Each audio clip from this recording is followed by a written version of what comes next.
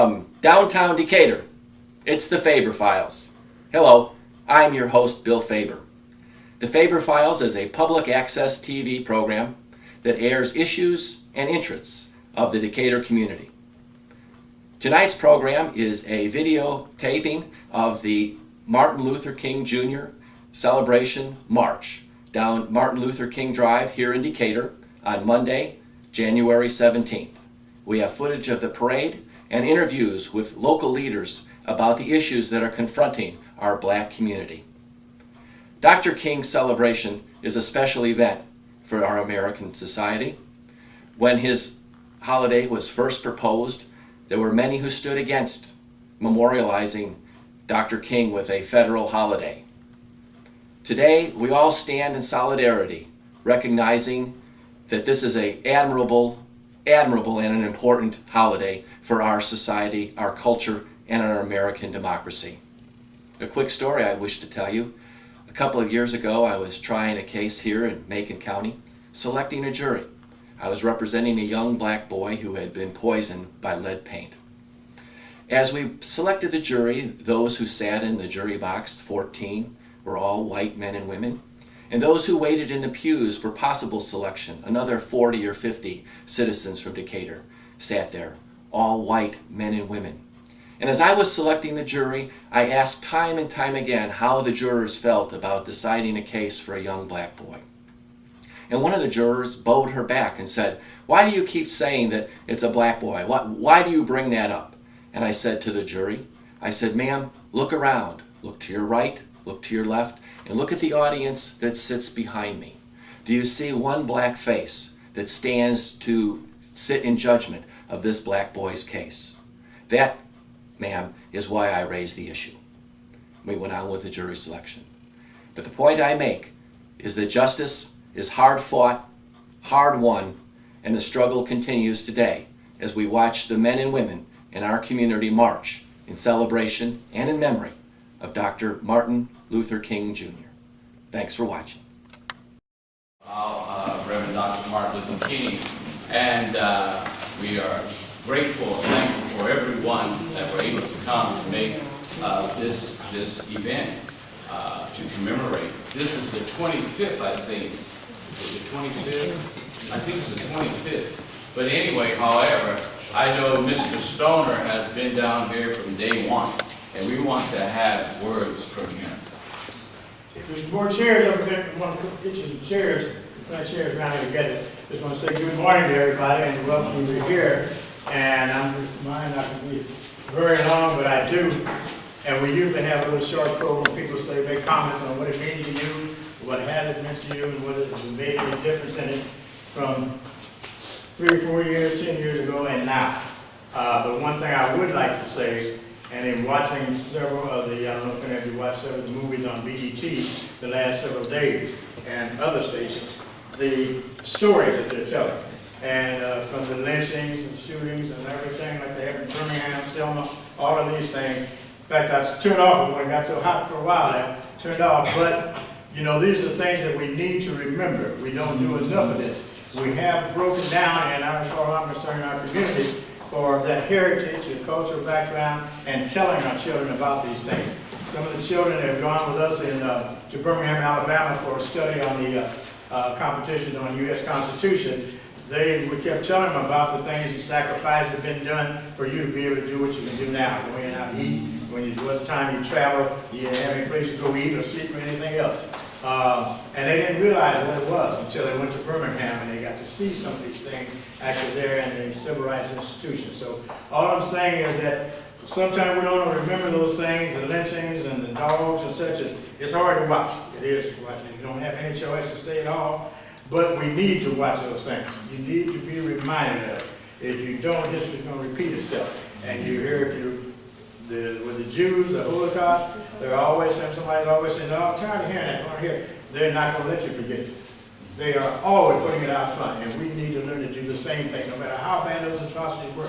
Take cognizance of the things and progress we make too, but keep that going so that they know. Because if you don't, you'll slip right back into it, and if you paid any attention to legislature the last couple of years, and it's going to get worse, You'll see how many of these bills that we thought were going to be good and beneficial to us, they've had riders attached to them taking away some rights, or they've tried to block the voting or whatever they might do, negative thing. So you need to be up to date on these things. Our children need to be there, and they need to know the importance of that education and the importance of staying in school and completing that so they can keep up to date with it. Thank God for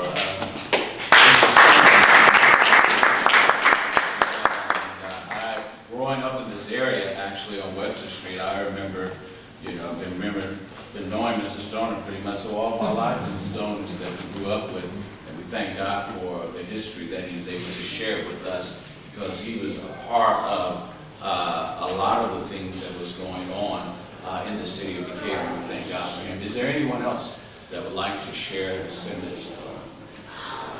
I don't want to share anything as that far, but we have coffee, cocoa, and donuts, and everyone is just welcome to get those, please. I have one more thing for you. Yes. Please come up and say, get it off your chest, let people know how you feel. You may have had some experience some of the others haven't had, especially if they're negative. If you weren't born here, you had some things like that. And people used to say to me, I didn't know anything about the South. I was born here. Until I went into service and went overseas, I only went south one time. But I would hear these stories and things. I said, yeah, that could be, until I found out about it. So you need to pass these on to something I know. But don't think of it just in the South. I tell them all the time. It was up north too. We had the same things here. We couldn't go into restaurants and eat when I was coming up as a youngster. And also in high school, we couldn't go into some of the places to eat that we can now. And we're having a rough time just like any place else. The other announcement I want to make to you is that after the march, there will be chili and brats and hot dogs. The VFW will be furnishing at 537 East Sheridan for any participants in the march who want to come down after that time. Okay, thank you. Anyone? Yes. My name is Tammy Walker, and y'all may know every year, I don't care how cold it is, I do get out and come out and march every year, but the weather wasn't going to stop me, but I knew we were supposed to get some snow today.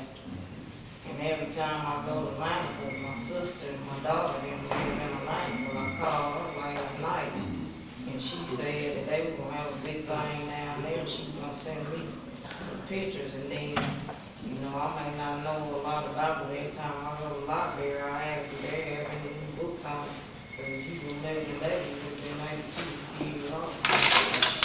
Thank God for her. She's always there.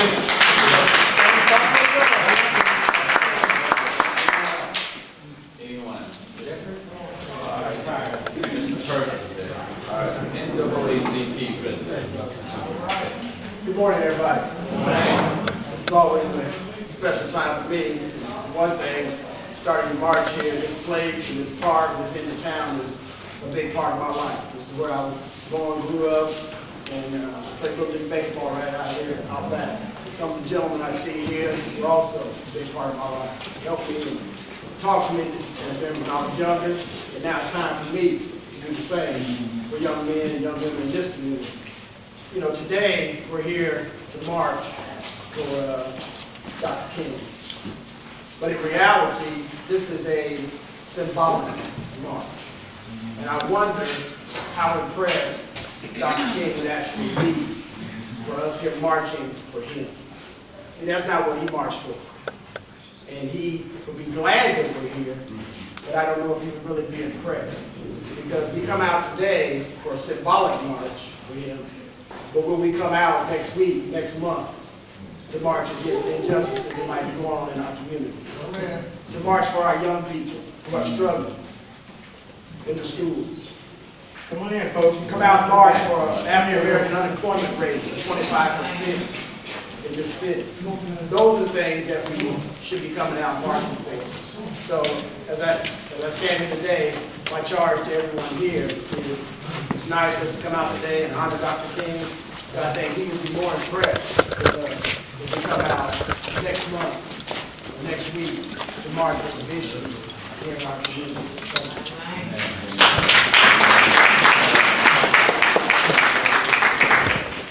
We have retired teachers and retired individuals that are here. We thank God for Mr. and Mrs. Diggs who taught over at Washington School. I remember them as a youngster there because I can remember because they were, to my knowledge, the first African-American teachers at Washington School. And that's history right there. And that shows love. I was very, as a youngster, I was very impressed to see our own in education teaching them, and were able to relate to the students that were there. And we're just grateful for them to be, both of them to be here on today. Is there anyone else that would like to have comments? Yes, sir, Mr. Brooks. And then Mr. Blakey.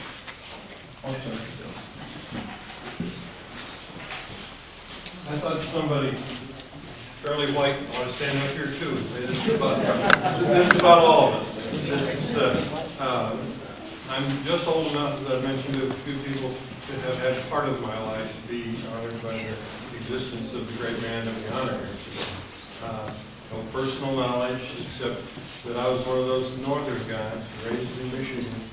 So I happened to be a part of a really great basketball team that went around the country and played. And we went to Houston, and the basketball team wasn't allowed to go to the movie in our off time because we were a mixed basketball team.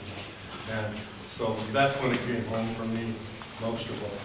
I've been a Decatur here now for 20 years, and this is my home, and my children's home, and my grandchildren's home, and I'm glad to be a part of it with all of you. Thank you.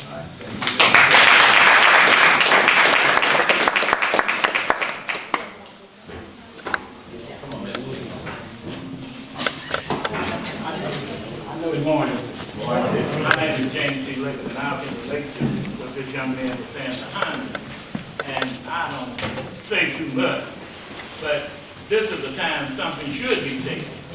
You know, we take for granted what we enjoy today, and we don't enjoy what we should be enjoying because we don't do what we should do.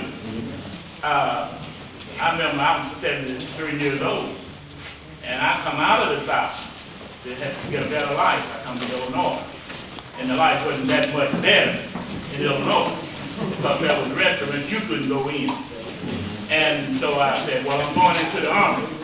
I'm going to make it better because I come out as a veteran, they ain't going to get better for me. So I went in, I served my country for 8 years, and I come out and things didn't get no better.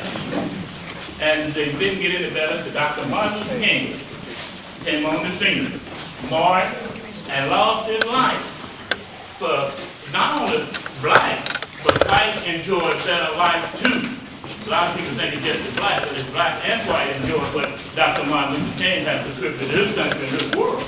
So I just couldn't sit there and just let this time go by without saying, and our young people, they don't even know. We can't even get them to come out. So we should talk to our young people, everything, to get them to come out and march. I marched every March ever since I retired. And I got every banner I could get on my head, everybody. Because I do. This is the greatest country in the world. And we should stand up and be about something. You know, we should stand up. A lot of times things don't get better because we don't get better. That's right. We too laid back. We go into stuff that don't value. It's of no value. You know, got the pen down here. That don't help us. Turn it down. And Dr. Martin Luther King was about building us and not taking us down. But the way we're going down. And I just had to say something. Thank you.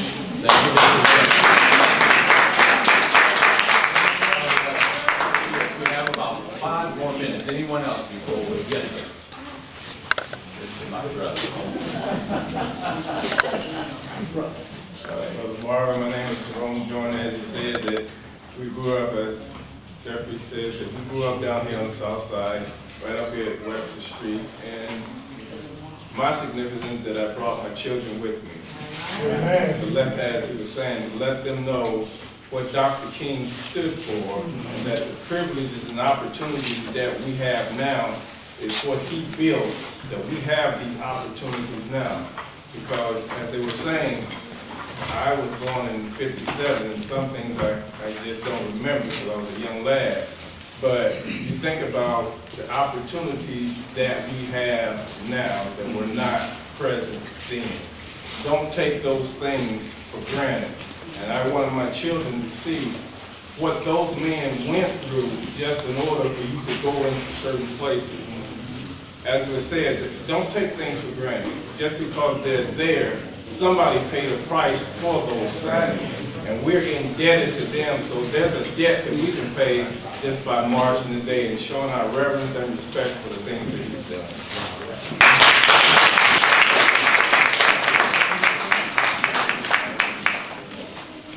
Anyone else?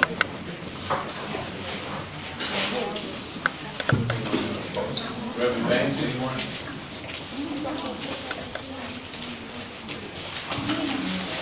Good, it's time for us to be encouraging to each other. Because of the fight that we've had, for each man to be equal. Dr. Martin Luther King gave his life to show that each man could be equal.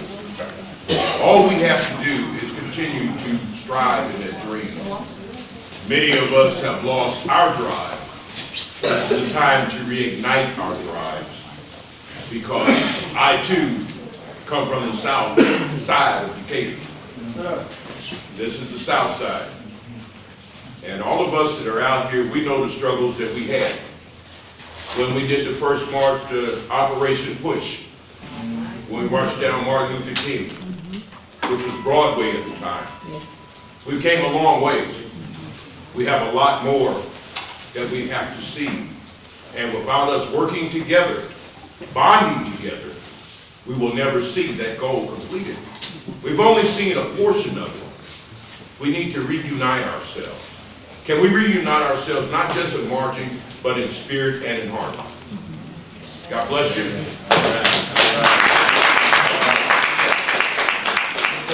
Time restraints, we're supposed to be on the hill now, but before we go, we're going to ask Reverend Dude if he would lead us in a word of prayer before we leave. Okay, go to the Lord in prayer. Father God, we thank you today that once again the privilege is ours. We get another opportunity to put you first on our affairs. So Lord, we ask that you be with us in this march today, Lord, and let everything be done accordingly to the desire that Martin Luther King had for all of mankind, that we walk together in peace. And Lord, bless each one. Don't let nobody get hurt as we march.